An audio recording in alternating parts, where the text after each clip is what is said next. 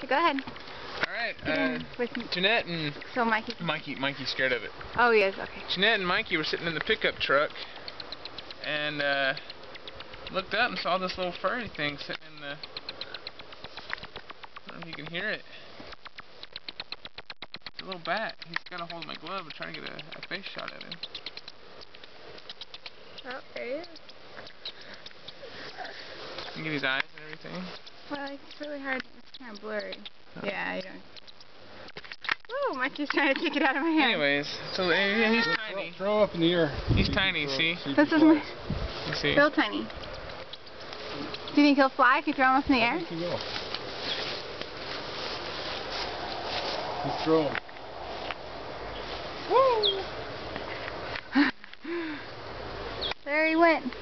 There he goes. And there, look at Mikey's furrowed brow. He furrows his brow just like you. What is that? Your first bad experience? Yeah, it's the first time I've ever held one. I've seen them before. I've seen a lot of them close up before, but that's the first time I've ever held one.